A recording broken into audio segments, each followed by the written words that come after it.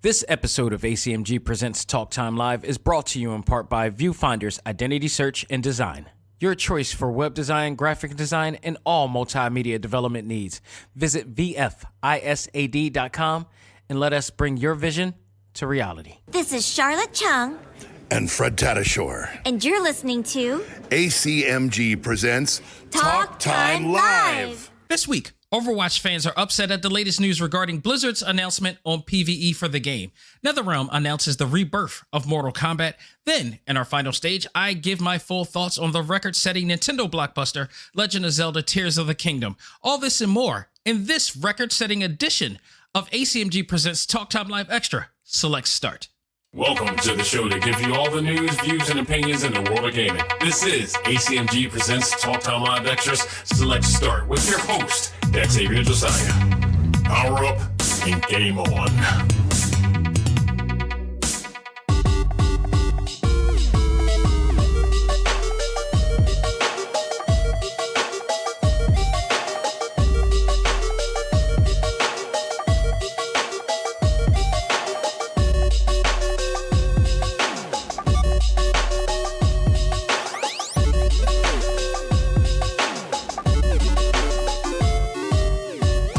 Welcome back to an exciting game-filled edition of Select Start, the video game podcast for A.C.M.G. Presents Talk Time Live. I am your host, Xavier Josiah, and before we get into any news or whatever, major things and major congrats are in order right now. One, major congratulations to my man Megaran, aka Raheem Jarbo, and his lovely wife and his new kid. He just fostered a really cute newborn. Well, he's not exactly a newborn, but he's been with them for quite a while, 18 months to be exact. And, they had to go through the foster system. They adopted, which is awesome. My wife is also adopted as well. And, people within our family is also adopted too. So, really big on adoption here. Adoption is very important. There's a lot of kids out there that needs homes and need love. And who better than to have it than the Jarbo clan? So congratulations and welcome to the family, young Zion, who, we're going to see brighter days for him, and he's going to have a lot of fun being with him of all people. So it's awesome. Congratulations to the Jarbo clan for that. Want to give another big thanks and appreciation for Game Chops. If not for them, I would not be able to have as cool of music for this very episode, in which I will be able to play Zelda themed music all through this episode. So shout out to you guys out there, and shout out to my man DJ Cutman for always lending his gifts and talents and and talented people of Game Chops. Folks, you hear it at the end of the show every time, but I'm telling you beforehand right now, if you like really awesome beats, retro beats to your favorite video games, go check out GameChops.com. It is awesome. This whole entire episode is going to be laced with Game Chops Zelda themed music, particularly from two of my favorite albums, Bago and the Riverman, and of course Meow Meow and Bow Wow. So that's actually Meow Meow and Bow Wow was when I first met DJ Cutman. It was his album release party, and I interviewed him a long time ago. I think this was 2013, and we connected ever since. I mean, this dude is dope. Like, him and everybody he's associated with in Game Chops are awesome, and they get millions of streams. They get up to at least over 1 million streams on Spotify on their music, and just as many on YouTube as well. Like, they make music for gamers who need to be mellow when it's time. Like, there's always music to chill with and music to jam with, but it's all based on your favorite, games of the past. Mario, Zelda, virtually anything Nintendo and Sega, pretty much. They have it there. So, go out of your way, check it out. But, shout out to him, and everything that you hear, all the music that you hear on any of my shows are from GameChops.com. So with the exception of Megaran from time to time, but Megaran and DJ Cutman and Game Chops work together often, which is why when Final Fantasy 16 comes, we will be playing the Final Fantasy. Any of the Final Fantasy games come this year, it will be laced with Final Fantasy themed music from Game Chops and Megaran from there. So there's the connection. It's a Philly thing. It's all connected there. So my last thank you is to all of you who downloaded our shows, all of you who have enjoyed our shows and maybe even recommended somebody to check us out, and those who are following this show constantly, thank you, because as of right now, we hit our record number of 60,000. So even if you're just now hearing this at a later time, we've hit our milestone record of 60,000, and it's not stopping anytime soon. Please keep us growing, keep us going, keep supporting us, keep supporting this show. I do it for the love. I don't do it for any other financial accolades or whatever like that. This is purely for my love of our favorite fandoms, and I am so grateful to be able to do this show and these shows and interview the people that I interview and get the opportunities that I get, because I really, really, truly love this. Whether one person has listened to 1,000 or more, thank you. It's awesome. It's just an awesome opportunity here, and this train is not stopping anytime soon. So let's get to the news of the week, because there is some craziness going on, including today. So we're going to get down to it, but let's first talk about the unfortunate news that we got from Blizzard Entertainment. Blizzard officially announced that they are discontinuing plans to develop the much anticipated PvE hero mode. However, the company did assure fans that there will still be some focus on some form of PvE down the line. Now, for those who don't know what PvE is, which I hate the term, it's I believe it's player versus enemy or player versus something to that nature, but it all just means it's like a single player experience. They just use the term. It's like when people say NFTs, but in reality, it's just another way of saying JPEG. It's a flashier way of saying JPEG.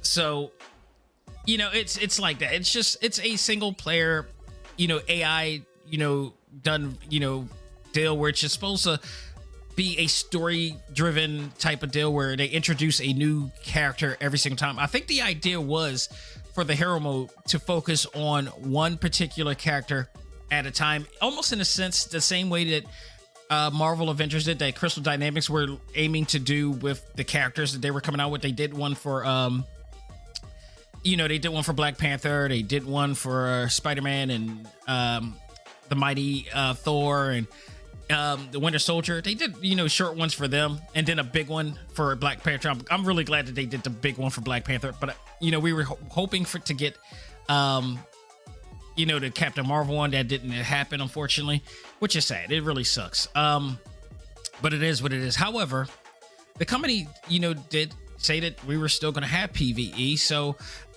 maybe it was just a matter of them just thinking about the long term of it and just say, we can't do it. It's too much work to do that. And I can see that. I can see that as a possibility.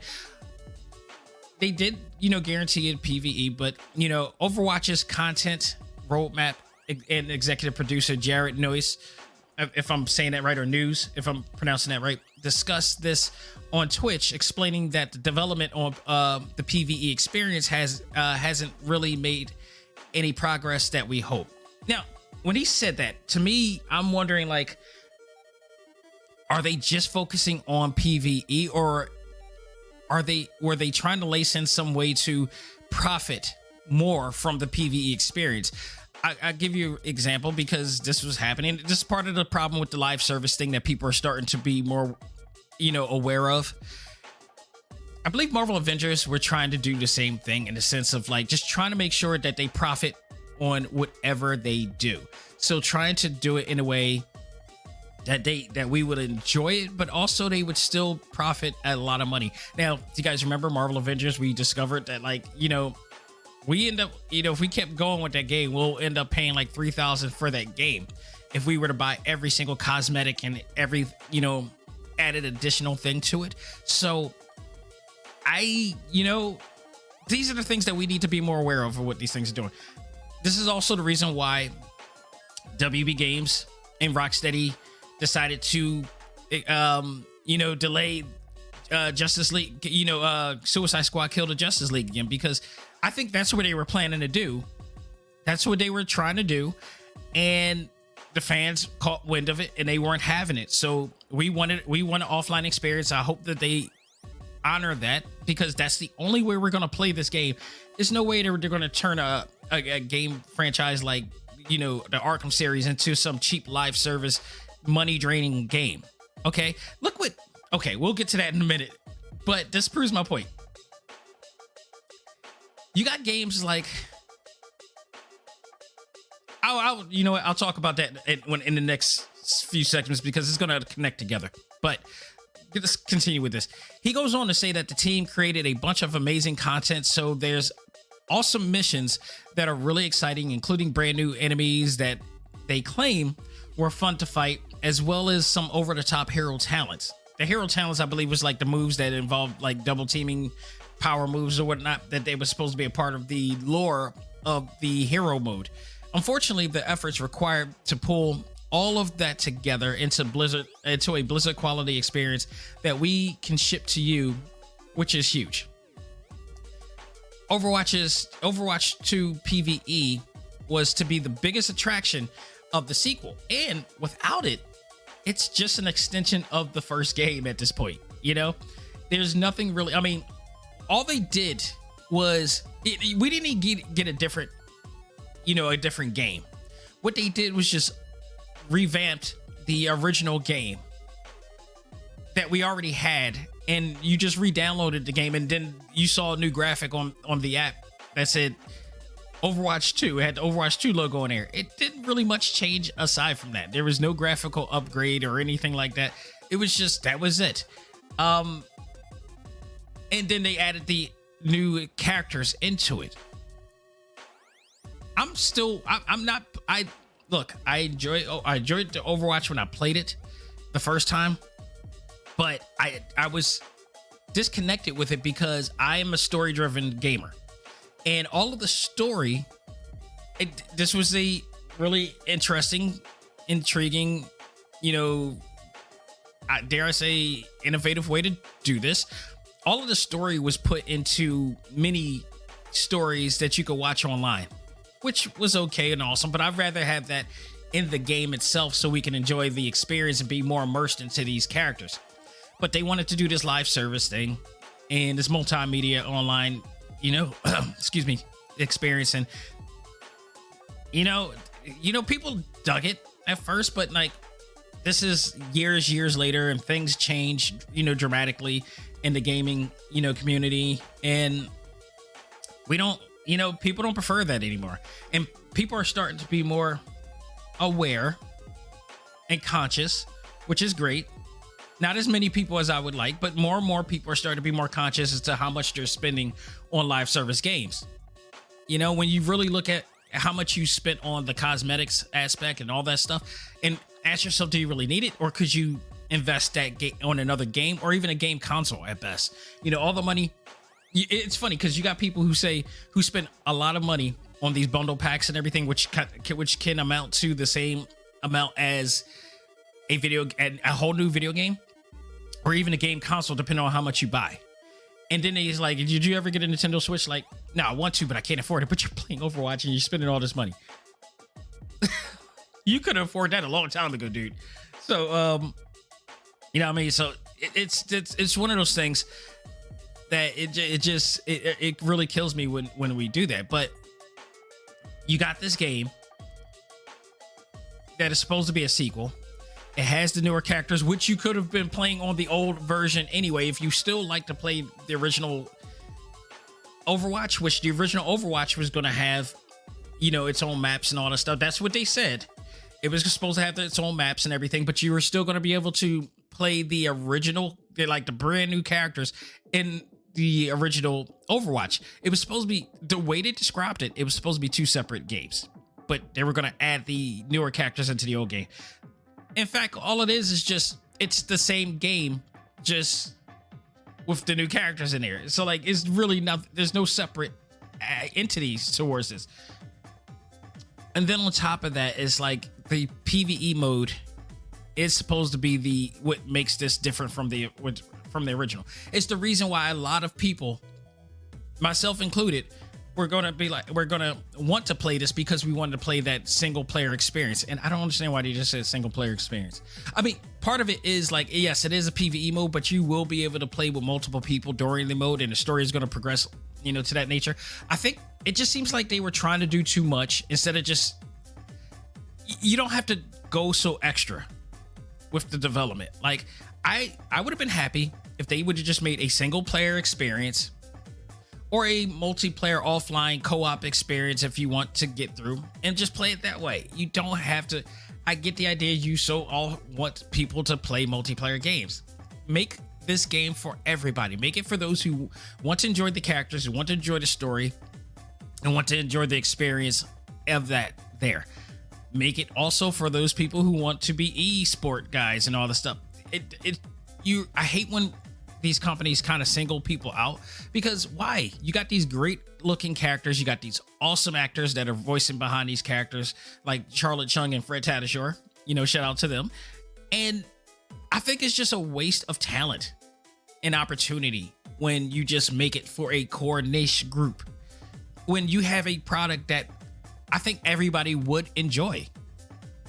And that PvE mode was supposed to be the answer to that. Now, while this announcement was made, the official Overwatch account on Twitter spoke of some story-driven PvE, along with new heroes, new maps, and more coming soon in Season 6.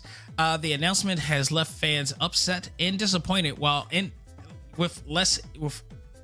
I've read some of these comments, and they're like, we couldn't trust you before, and now you're giving us more reason not to trust you. That's pretty much the zeitgeist going on around, and the feeling that a lot of fans have had right now.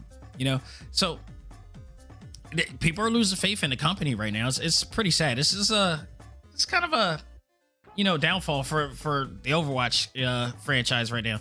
The PvE story mode will have to pay off big, in order for Blizzard to gain any momentum back. Like, if you're doing a story mode, this has to be a very lengthy story mode. If it's not, I don't know, man. This might be the final days of Overwatch. Like, there are other games out right now. There are other really awesome games out right now, and it seems like single player experience is really showing it's the more dominant way that people want to enjoy and play. So, give you a heads up on what's going to come with the season here. Season 5 is going to be a limited time event called Quest Watch. Mischief and Magic, that's a whole other thing right there. Cinematic Reveal, whatever that is, and Summer Games. That is all coming soon. Creators Workshop mode also will play a factor in 5v5 mini comp season. On Fire returns, for those who know what the hell that is. And Season 6 is where people are going to pay attention to. Season 6 consists of the story mode that they mentioned, which is a PvE experience, apparently.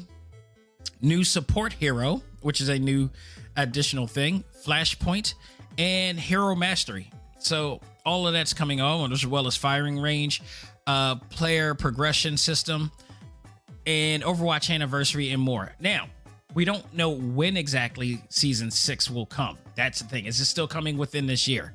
That's the thing. And then when it comes, again, how long is this story mode? Is this going to be lengthy enough to make fans happy? I love the Overwatch story. I love the characters of these stories. I really got into it. The gameplay. This is the game. You talk about it when I was trying to get into first-person shooter games. I was trying Overwatch to be the one that really links me in and locks me in. It really wasn't, because there wasn't much for me to link onto. I didn't like to play online, because if you play online, you're playing, even if you play with somebody of the level, here's the problem. When you play against others online, and no offense to those, it's such a jerky experience for those who are just coming into it. And, a person like this is not a game that I would recommend. If you want to get into first-person shooters, this is not the game I would recommend. I will tell you, there's a bunch of games that I would recommend that you get into that will kind of ease you into the experience. But you go into Overwatch, and it's just crazy. Like, first of all, everybody's jumping everywhere because they don't want to get hit by anybody. So it took me out of the experience already by, like, why are people jumping so much? And then I get blasted. And I'm like, this is the esport aspect of the game. This is how they play in esport style. And I'm like, I'm good. I am so good with this. It's cornball to me. I like to have a dramatic experience going in. Like when I play Ghostwire Tokyo, that was awesome. When I played Cyberpunk 2077, amazing game when it was all put together. There were some other games, first-person shooter games that I played as well. Samurai Warrior 3 was also a fun, experience. Like, those games are like games that I would recommend people to start off when you play first-person shooter games, because they ease you in. It's the difficulty level is steady and it's great, and you don't have to stress out. And then there's, on top of that, like, the only offline type of mode that you could play, or single player game, is the training mode and all stuff, and that just gets stale after a while. It's just not a great game that'll ease you into the experience. You can't get into this game unless you're already a hardcore FPS game, and they need something that will bring everybody in. If you want more people to get into this, ease them in with that, man. So we'll see what happens with there, but we'll keep watching. I really had high hopes for this, and I really was looking forward to this. So hopefully, at least the story mode will be great, and it'll be replayable, because some companies have tried to make a story mode that you can only play once. I do not understand the strategy there. That is the dumbest strategy ever, So let's see where Blizzard Entertainment do, because they have not had any good news coming for a while with them. So we'll see. Let's talk about who has been having good news and who brought in some phenomenal news. In 2023, the year of the fighting game is coming back strong. In just about 2 weeks from now, we will be playing the return of Street Fighter 6.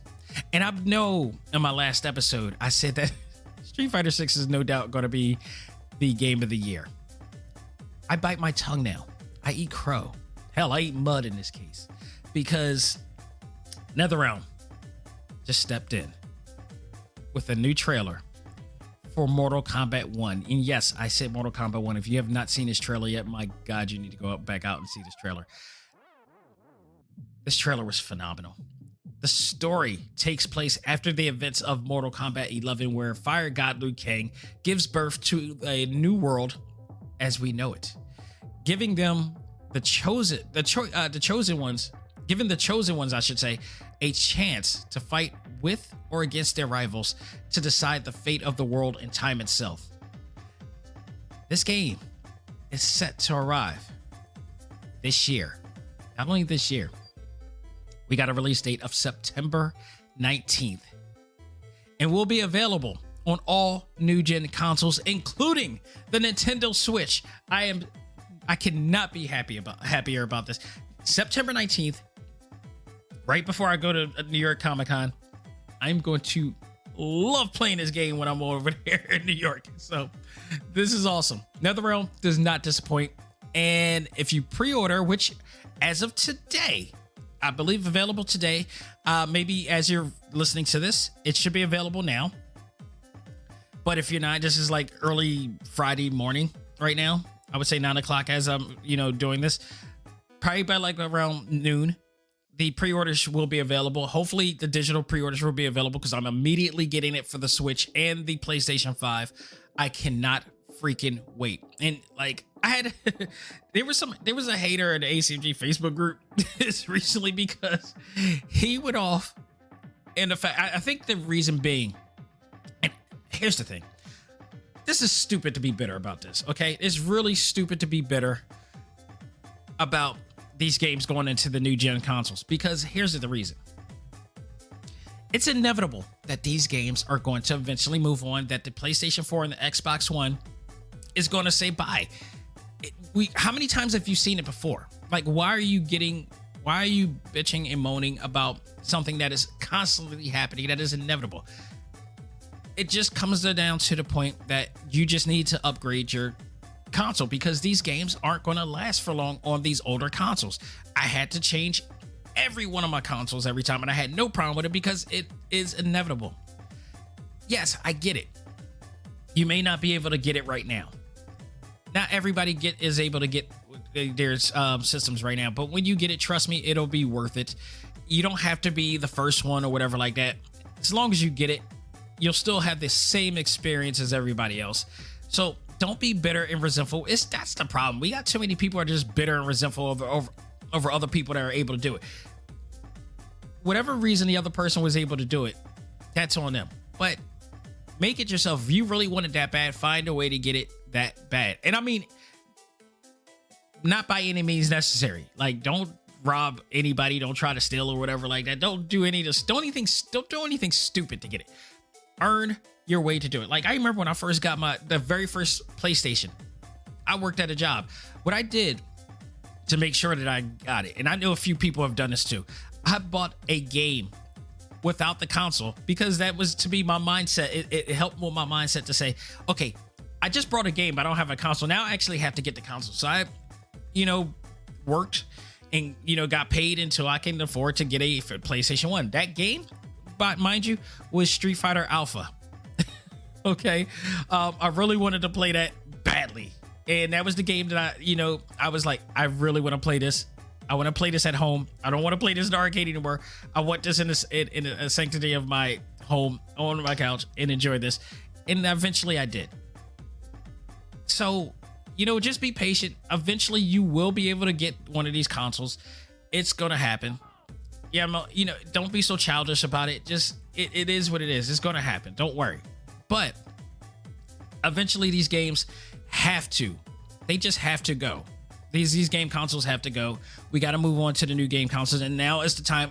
And remember, the PlayStation 5 and the Xbox Series X and S have been out now for 3 years. That is more than enough time to transition everything in. You knew this was going to happen. So why are you making a big deal out of it? And why are you getting mad that Nintendo Switch is getting... Well, Nintendo Switch is a new game. It's a new gen game. It can afford to have these, and people want their games on the go. And this person was really bitter, and he said basically that, like, why does, Nintendo Switch get it? He was just really, like, butthurt about it. But Nintendo Switch is a successful console. They're about to have a game that is not only pretty much outsold a lot of games within a short amount of time, but is also aiming to be the game of the year. This is the Obadiah Stane scene on Iron Man where he's getting mad at the scientists because Tony Stark made a game out of scraps. You know why? Because Tony Stark knows how to make a good quality damn suit, just like Nintendo knows how to make a good quality game without even having to make it the most powerful thing in the world. Nintendo is the arc reactor. And it's been the arc reactor for 130 years, over 130 years, actually probably 136 going on 7. Sorry. What's there to say about that? Pre-orders will be available today, which includes multiple packages, such as the standard edition, which will just have the full game. There will be the premium edition, which I think I'll be getting that one. It will include the early access, a week early access, mind you, a week. We normally get it like 3 days. We're getting it a week early. You damn right I'm getting this. The premium edition for a week. Are you fucking... Excuse me, I almost went off there. Are you kidding me? Hell yes, I am getting this game a week. So there's also early access to DLC characters that will be announced. One is Shang Tsung once you get the pre-order, but I think more to come. And we also don't know the surprise guest DLC that will be coming on this version too. So I'm really looking forward to that. They have never disappointed with those deals too. Combat Pack, whatever that is going to be a part of that. And yeah, that's it for the premium edition. Now, if you get the collector's edition, that comes with a little bit more. It's including a Liu Kang statue, exclusive still case, limited edition corpse art points, that's corpse art points, and exclusive limited edition Liu Kang in-game color variant. So you get that. I'm just happy. I'm excited that you're going to be able to play as Fire God Liu Kang this time, because that was one of the biggest issues that people, well, which wasn't really an issue, but people were dying to play as Fire God Liu Kang because it was like, he was the baddest character ever in Mortal Kombat history, in my opinion. And you couldn't play him unless you played the PC version, which you can kind of, mod and mimic and gimmick the whole entire thing to be able to play him. Otherwise, you couldn't play him, but you could wear the cosmetics of it too. Again, This is a game that I love because they don't try to overwhelm you with all this DLC like that. The DLC that they have, I think, is more than worth it because when they get the characters for the game, like I mentioned this before, when you buy DLC from Mortal Kombat, you're getting the characters, but the characters are automatically immersed into the series. They got their own stories and endings that comes with it. So it's not like you're just getting characters like how Bandai Namco did it. I hope they don't do what they did with Tekken 7 and Tekken 8. Because that was lame. If you're gonna have a DLC character, make sure that they connect somehow to the universe.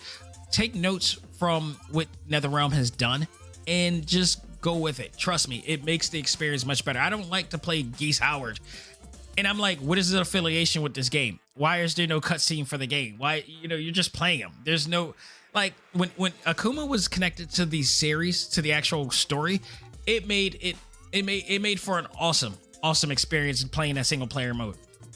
When you got Noctis and you got, who else was in that game? There was somebody else. No, not Heihachi. Heihachi's automatically in there. You had Geese Howard, you had Akuma, and then you had Heihachi in there. So like you got the three pillars of fighting games here pretty much.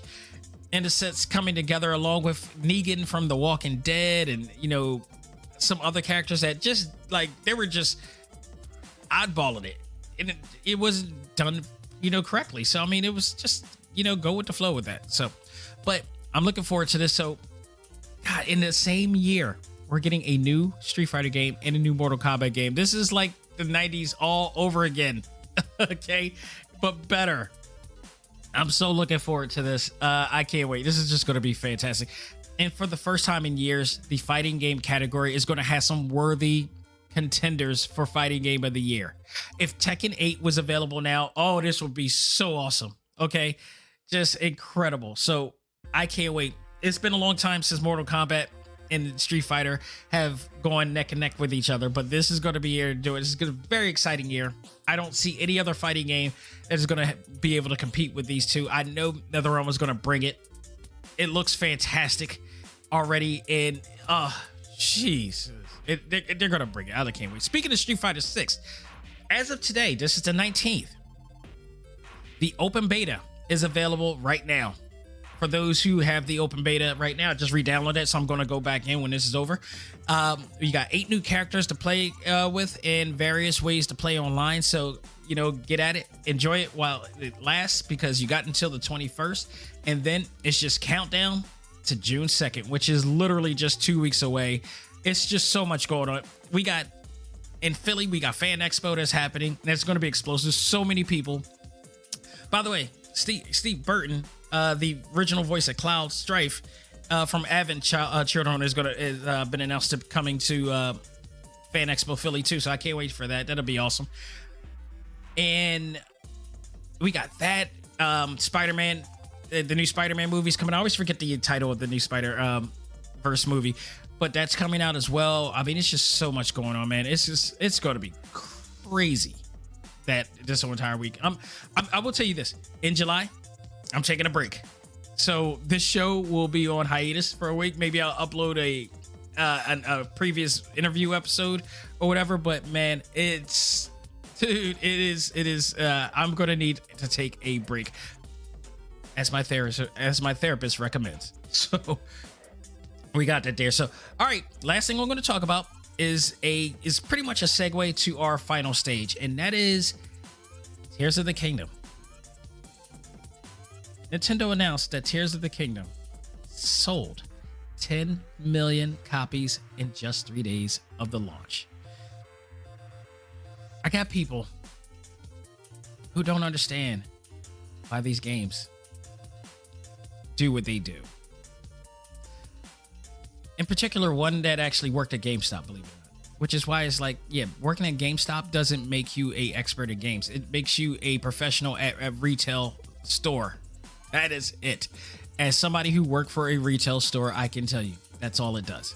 It does not, like, okay, in that case, I'm an expert at milk because I worked at CVS for like 2 years. So I know how I ordered all the drinks and beverages and all that. I don't know how they make the milk. I just know that I can get it. I know when it comes. I know, that's all I know. Is I know the retail aspect of that. That doesn't, working at GameStop, working at a comic book shop does not make you an expert in any of those things. It makes you show that you love what you do. So you want to be in that experience. I worked at an art store. Well, I am an artist too. I mean, that's a whole nother thing, but still, you know, you can work at an art store and not be an artist. Okay. Just like you could work at a game store and not be a game developer or an engineer or whatever. Like, it doesn't automatically give you the badge of honor of that industry. It doesn't. So when you don't understand why games like God of War Ragnarok gets as much praise as it does, or gets much hype as it does, or games like Tears of the Kingdom, you can't say that you understand how this works, how the industry works. Because especially when you're talking from a promotional standpoint and a marketing standpoint, you gotta educate yourself a little bit more on that. Because if you do, then you understand why this has. People who are in the know knew that this was going to happen. This is one of the games that you stay clear away from when the release date comes. If you're a game developer, you do not release your game on the same day as a game of this caliber, because you're not getting paid that day. You're not getting any inkling of money that day, because this game is taking 10 million copies in 3 days. And that's just 10 million copies in 3 days. That's still, it's not to say that's still making money now. Okay. It's the same thing that happened when Super Mario Brothers, the movie came out, or we knew that was coming. You knew this movie was going to blow up, and it made billions. Okay. So Nintendo, 130 years. You know what the hell they're doing, man. The bitter dude on A.C.M.G, he tried to label me and say, like, am I getting paid by Nintendo? No, I'm paying Nintendo because I know quality when I see it. I understand quality. I know I'm at like that, and who knows? This dude probably owns an Xbox or a PC. Who knows? I can understand why he'd be bitter right now. Honestly, man, it is it's just an amazing thing. This is officially the fastest selling title of any Zelda game, including Breath of the Wild. But I would say it's because of Breath of the Wild, which is why this is done, because Breath of the Wild was so damn great that you had no doubts that you were going to get this game and you were going to feel the way that you did once you get it. So people bought in. Nintendo also revealed the Zelda series overall has sold over 130 million copies, which is very complimentary to the years that the company has been around in a way. As of March of this year, Vice President of Sales, Marketing, and Communication Devin Pritchard said the following: many players are returning to Hyrule with all new mysteries and possibilities, and with the record-breaking launch of Legend of Zelda Tears of the Kingdom for the Nintendo Switch, we can't wait to see what they'll create in the game and the stories they'll see next. And that is the key to this game. And when we talk about that in our final stage, we'll talk about what he meant and why he said that. But I will say this too. We talk about the fact that how much money this made. This is one game on one platform that made this much. Not on 3 platforms, on one platform that made this much. So when you hear Phil Spencer talk about the fact that if you guys remember when we talked about that last week, the one thing I didn't agree with on Phil Spencer is when he said it's impossible to think, or is it possible to believe that you come out with this one game and it's going to change the dynamic of the gaming situation right now. I disagree. If they were to develop an awesome game that is a must-play game, they will bring everybody to the yard. They just haven't. That's just fact. We look at Zelda, again, a game that's on their only platform. We look at God of War Ragnarok, or even any God of War game for that matter. always brings in a ton of cash. I can't seem to understand why he thinks that way. That's possibly, that defeated mindset and attitude is possibly the reason why they could have actually are in the situation that they're in now, because it's not about the hardware. The hardware is the question is not regarding the Xbox's hardware. It's regarding the games that comes with it, and it just doesn't have it. Zelda is just killed that whole entire theory because of it, you know? So when I hear stuff like that, it just amazes me. It boggles me.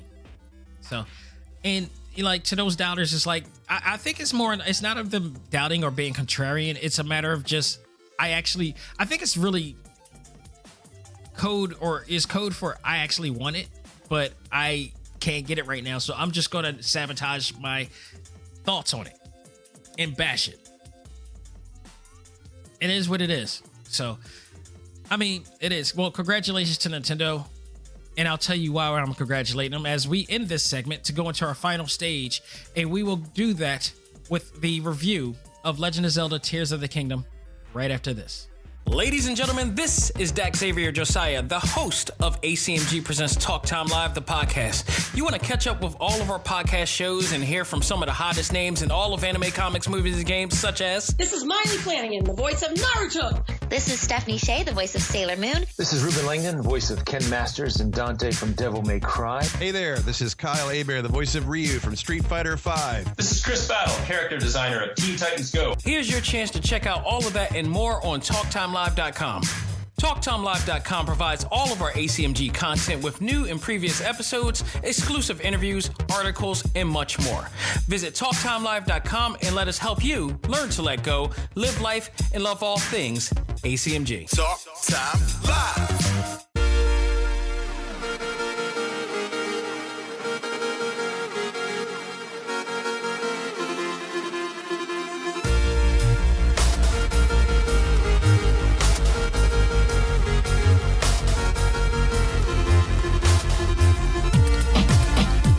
Folks, you've reached the final stage of this program, and I'm happily here to review what could be the game of the year by way of Legend of Zelda Tears of the Kingdom. This game has been highly anticipated. We just talked about in the last segment how it just broke records on its own games, the highest sold game ever in the Zelda franchise. And again, you guys got to remember, just last year, the 2022 Game Awards, this game was voted most anticipated game for a reason. And now it really meant almost out of everything that won an award in the Game Awards, this was the most prominent, probably because it really met up to expectations in terms of people really are anticipating it, and we now see how much they anticipated. It's not like, you know, they had the fighting game category in Multiverse one. It was like BS like that. This was legit. This is one of those legit things that happened at the Game Awards this last year. So, man, this game is freaking phenomenal. Like, I gotta tell you. And also, now that I think about it, I have to post up the I gotta go into the, so I posted something asking people on the ACMG Facebook group regarding, and I gotta find, here we go, asking them you know, one word to describe your experience with it, and I'll give that in a second. But let's talk about this game. We're going to be reviewing this game, of course, based on the categories that I have for my grading system, which is based on originality, graphics, sound and music, gameplay, fun factor, replay value, actor performances, story grade, and just overall experience. Just love it. So let's talk about this game. We talked about the story briefly last time because I played the first hour of the game. If you didn't hear that, basically Zelda and Link, I believe, goes into this. They go into this cave. They're looking for information on the Demon King and you know, secrets of the past. They come across this mummified demon who suddenly takes Link's arm and also separates him from Zelda. Zelda now disappeared. They're trying to search for Zelda right now. In the midst of this, Zelda loses an arm but gains a new kind of demon-like arm that he now has the ability to use it to have different abilities now. He is now in search for Zelda in various parts of Hyrule and in the land, and this is where you love this aspect of Hyrule. You're traversing through a bunch of different areas, different worlds, in search of Zelda and the Demon King, and all these enemies are coming in between. Meanwhile, the Skylands are basically polluting the world. Anything that's happening in the sky is polluting certain parts of the regions that we have come across in previous Breath of the Wild stories. So it's up to Link to go into these different territories and help them once again to purify those areas and face the source of what's happening, while also trying to look for Zelda. That's pretty much the gist of the story as we know it here. So there's a lot of things that is familiar with Breath of the Wild, and here, of course, the exploring open world experience, which is now expanded because you're not just exploring. This is bigger. This is so much bigger than the original Breath of the Wild, because not only are you exploring the land and the sea, and it's just open world consistently, you're also now going into the sky, and there are platforms in the sky as well. There are castles and areas in the skies that you're going to explore, and dungeons that you're going to explore in the sky. And it's going to allow you to go down and just skydive into the world. And you talk about enjoyment of travel and traverse before. It's even better now, because you're just free falling it all the way down to a certain spot till you just start to glide down. It's even more peaceful than it was before. And now there's just so many ways to do it. It's just amazing. So, I mean, what I love about this game, and something that we did before, is like everybody who plays this game, every 10 million or more that is playing this game, is not playing the game the same. Like, I'm playing this game absolutely different from other people.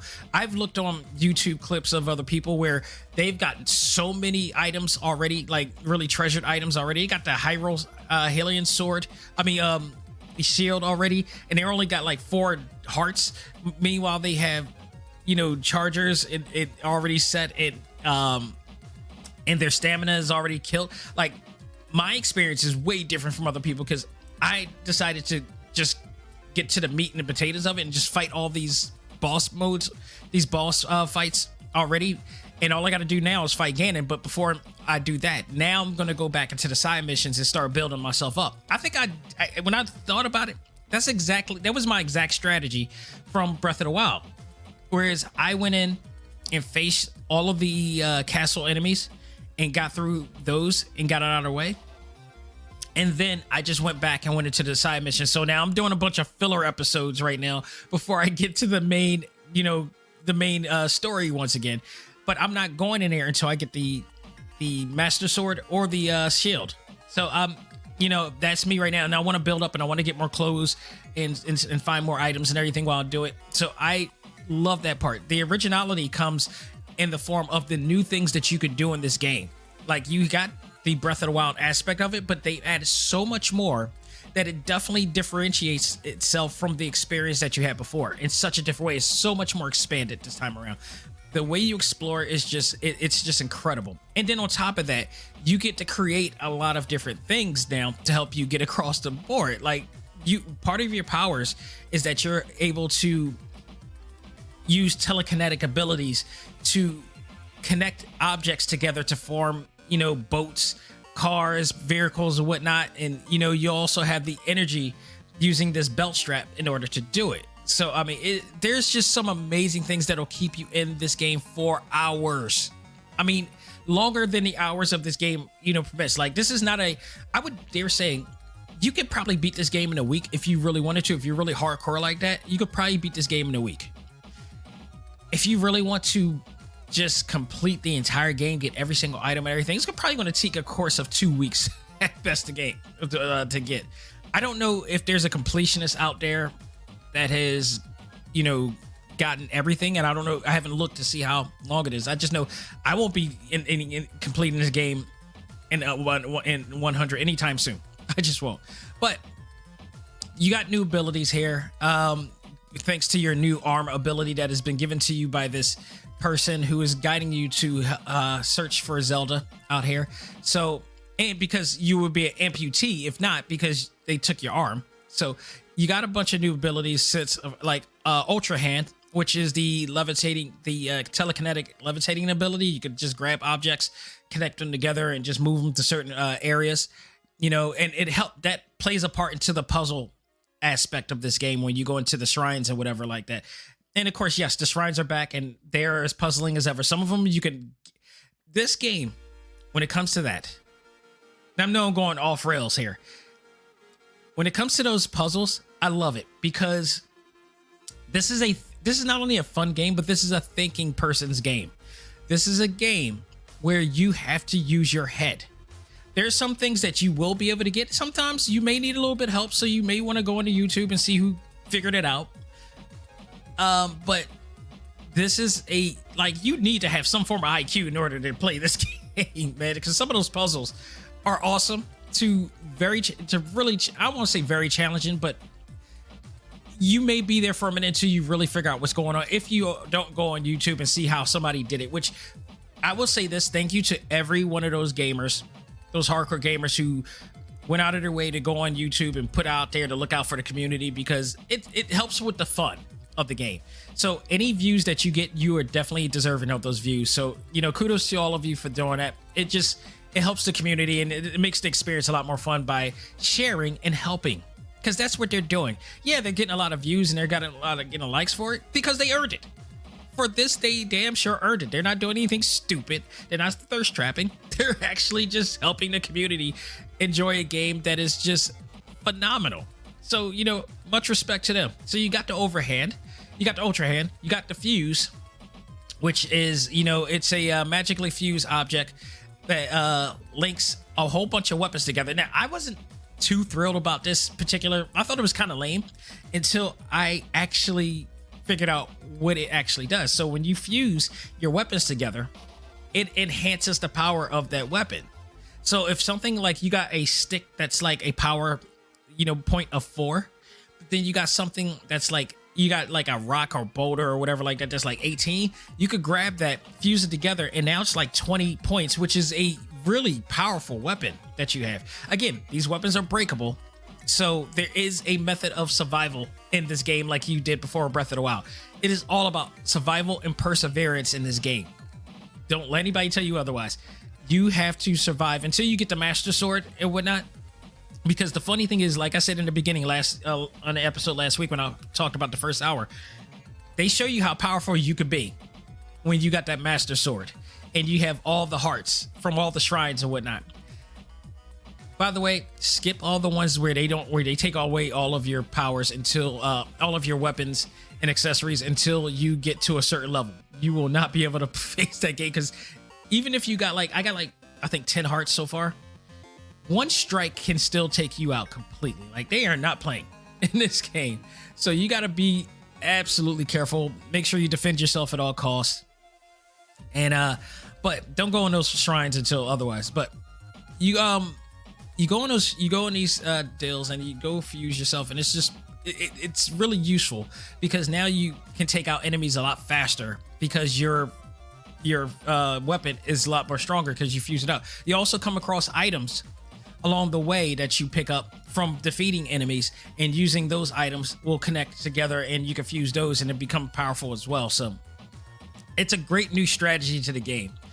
Ascend. Oh, I love this because Ascend allows you to get into areas that you probably wouldn't want, that it'd be too hard to do even if you got a bunch of stamina. It'll drag it. It just saves you the trouble.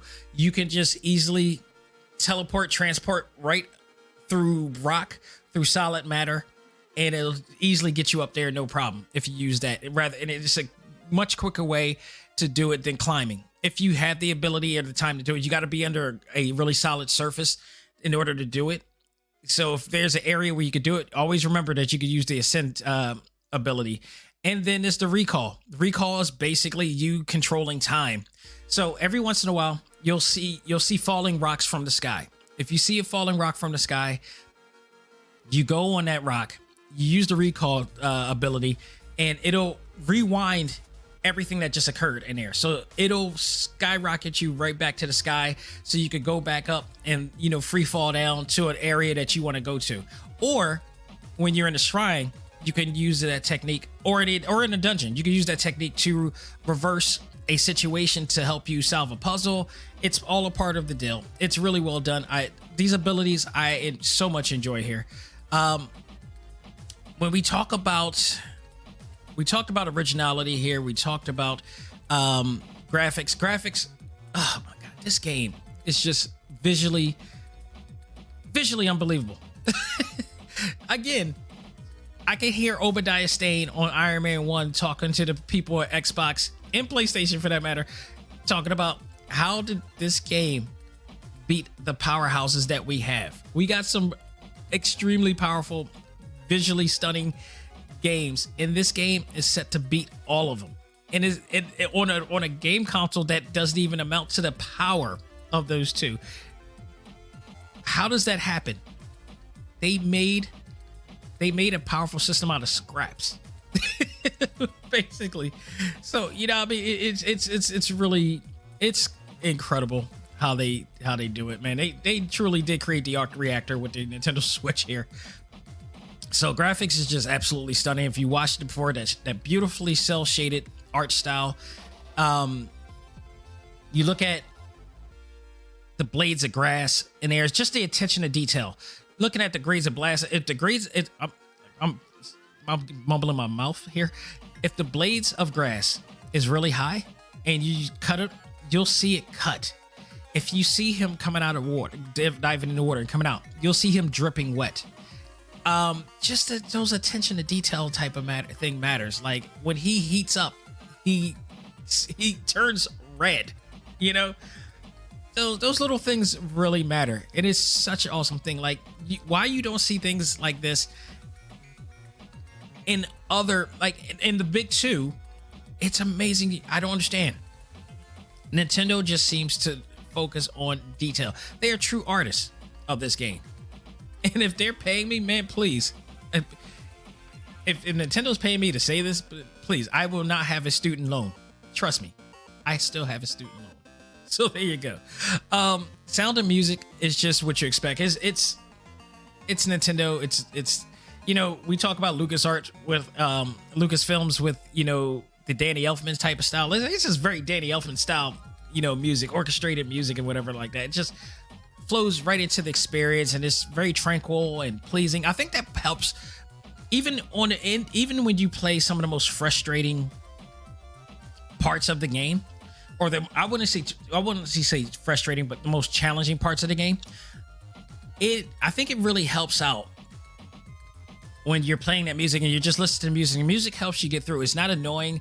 It's mellow. It's beautiful. It's very moving. Because I've had some challenging boss fights before, and I had to I never really got extremely frustrated. Partly because the music kind of flowed through and it helped out, and it helped just like, all right, I keep messing up. I got to get to it. I'm eventually going to beat them, and eventually I do. So music, I think, plays a big part in your experience in this game, and they did it tenfold. Gameplay, it plays exactly like the first game. Feels a little bit more smoother this time around. I would wish you could configure the buttons, because I still hitting the X button which is like the top button for the Switch, as the jump button. It just feels weird to me, but everything else is fine. The run button is okay and everything. But then again, like, yeah, the run button being, at the bottom, it does make sense. And you don't necessarily jump that much or need to jump that much. So it's not the biggest deal breaker in the world, but everything else, the gameplay is a lot of fun. It feels balanced. It feels, much smoother than it did before. And especially when you finally get the Master Sword and everything that goes with it, it's going to be a lot of fun, So the fun factor, I would say it ranges. The fun factor is really good, but it does range based on how you play the game. So if you play the game right, you can have a lot of fun with this game. If you play the game differently, you may hit an obstacle or two that doesn't seem like it's going to be all that fun at first, but it does get better. So I do like the fun factor, but it's because everybody has a different experience. It may vary depending on the person and their choice of how they pursue the experience. So, but overall, everybody is not complaining about it. But everybody's having their own stories to tell of how they experience certain things in here. So replay value, I would say, is better than Breath of the Wild.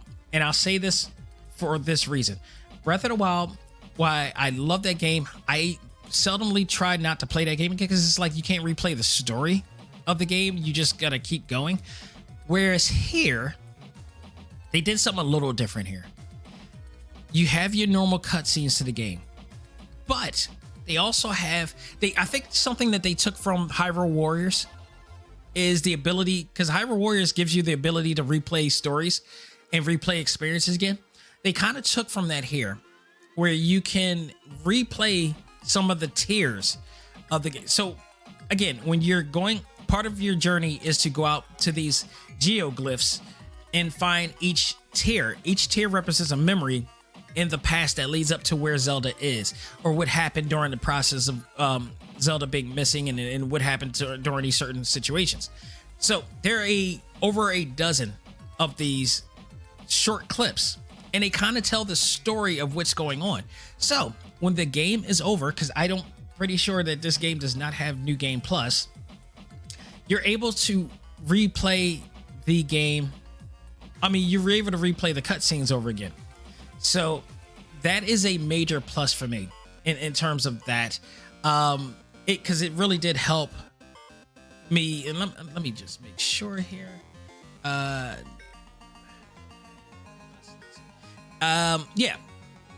Because the game does not have New Game Plus alone. So this really helps the idea of like you just replaying the experience and still being able to play the game and enjoy the game at will.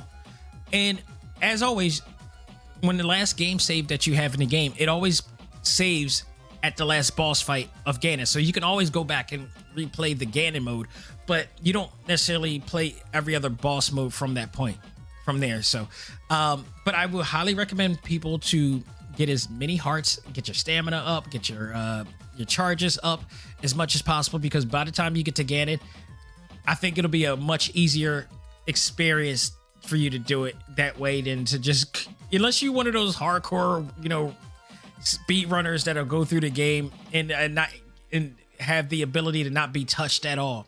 Shout out to you out there, but that ain't me. So go out there, enjoy the experience of the game, check out all the the story ends of the game, the side missions, the special adventures or whatnot. You're going to enjoy the game immensely. This is just a lot of fun. So overall, man, let's go down with the score I gave this game. It shouldn't be, any people don't need a crystal ball to predict the obvious what this game is gonna get. It originality gets 100 because they gave you what you loved about Breath of the Wild, but expanded on it. So definitely kept the originality there. Overall graphics 100, no doubt. That art style that you don't see anywhere, and the art style, actually, it's an art style that since this game has come out, others have tried to mimic, and it doesn't pale in comparison to that. Sound and music, we talked about that, really helped out there, so it gets 100. Gameplay also gets 100 there. Fun factor, gave it a 90 because again, it varies depending on the person, and not everybody's going to have that same experience as everybody else. But I felt the fun factor, if you go in a certain way, you may have to struggle or challenge. So a 90 I think is appropriate for that. Replay value is 95 because I just mentioned the aspect of adding the replay cutscenes in there. Once you get all of the tier memories, in which I highly recommend you do, because there were some really cool cutscenes in there, and performances are really well done. And it's just great to hear, all these performances too, and all this, your favorite characters from the series. And the story is just is 100 for me as well, which gives it a 392.5 point average and a 98.1% average, which alludes to an A+. Did you have any doubt in your mind as to where this was going? As to whether this will be Game of the Year, it's the strongest game to get it. We know all the games that are coming out this year, and we're excited about a lot of those games. When it comes to Street Fighter and Mortal Kombat, they're in a fight of their own. That's a whole new other arena that nobody else is a part of. That will be dealt with at another time. but as far as the pinnacle of it all, this game has the strongest chances. And by the way, Final Fantasy 16 is coming out very soon, along with Final Fantasy 7 Rebirth this year, along with Spider-Man 2. This is going to be you talk about when the Game Awards come and the Game of Year deals come, it is going to be exciting. It is going to be extreme. All these games in 1 year. 2023 is going to be the biggest gaming year in years, bar none. So let's get ready for it. But right now, a lot of people are seeing this game at the pinnacle. Before we end this, I want to go back to our A.C.M.G Facebook group and talk about what some people have said in regards to their experience. All right, let's start with my man Mike Landy, who I like his word. Basically, the question here is, in one word only, describe your experience with Zelda Tears of the Kingdom so far. Mike Landy hits grandiose. Well said, absolutely. Craig Holland, overwhelming. I think this possibly may be the best word for it. It is, when you first start, you're absolutely overwhelmed because, like I said, everybody has the different experiences. You just cannot. You're not going to have the same experience that everybody has. It's not like a one map road direction that you go. You're able to go anywhere you want to go. Anywhere. And it's just fantastic. Jen Marie, one of my favorites here, she had Dazzling in here, and yeah, it is that there's the graphic part of it. It's just absolutely stunning.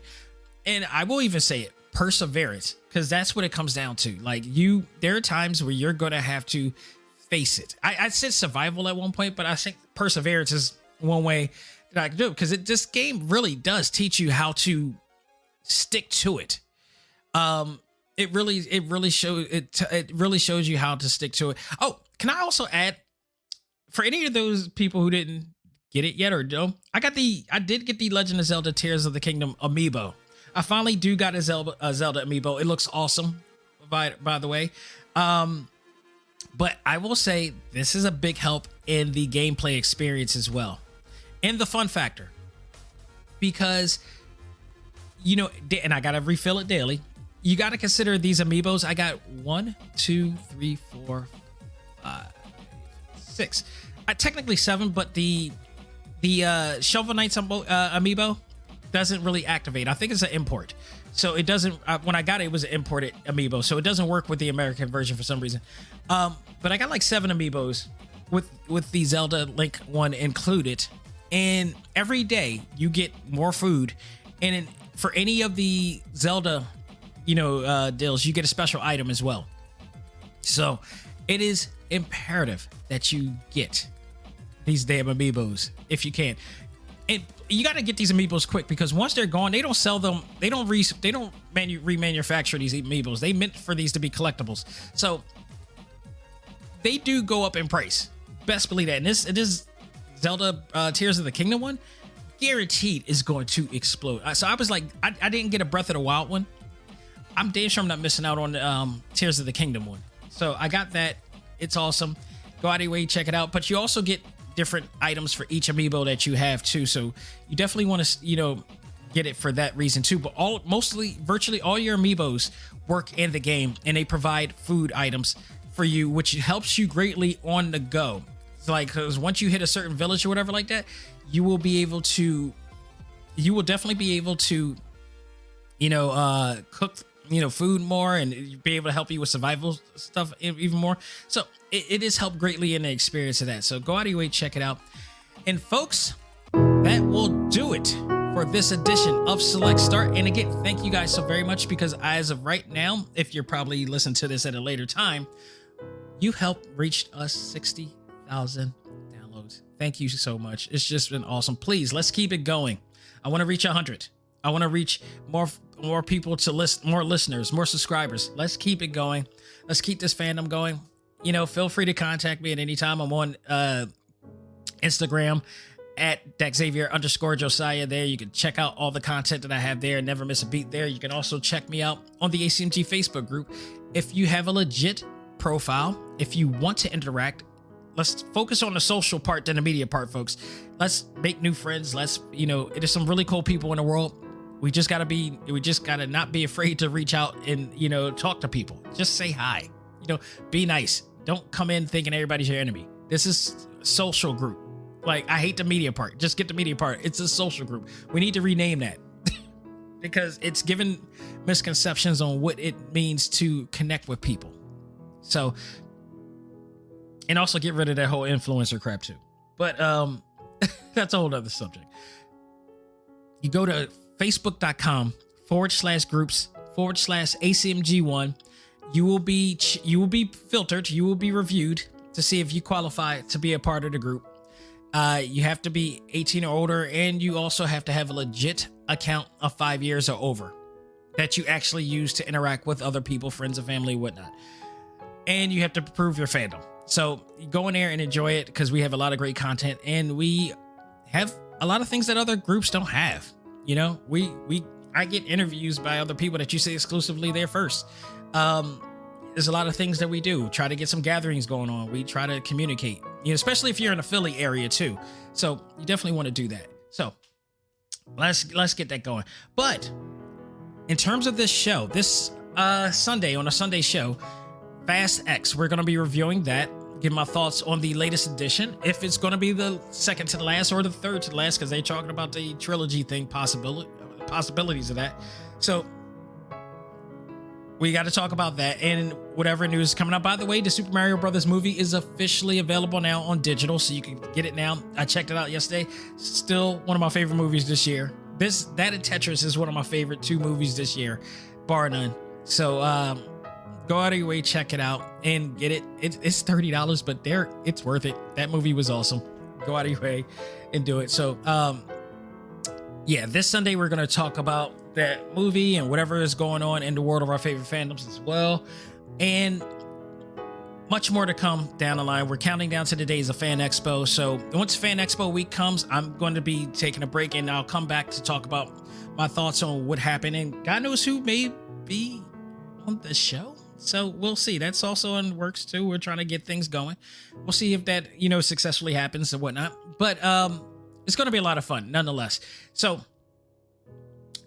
stay tuned for that and much, much more. But if you like this episode and every episode that we provide, or I provide for that matter, check out our official website at talktimelive.com.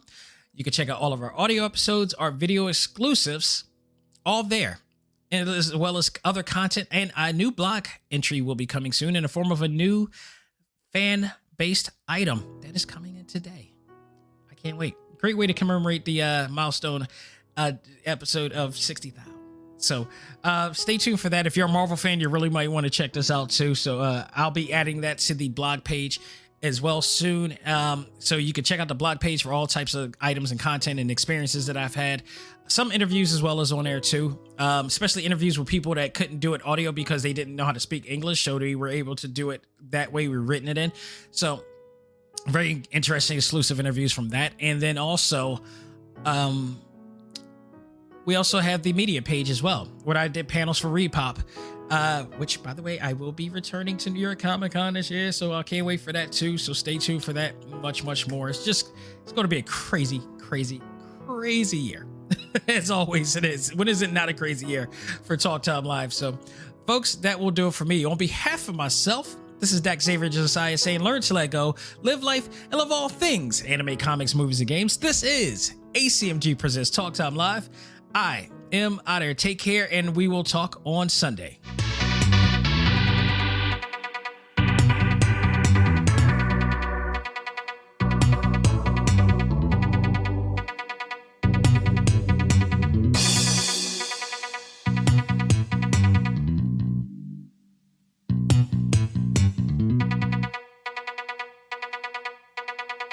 Music for this episode is provided by Game Chops. Check out these great chiptune tracks and more at music.gamechops.com.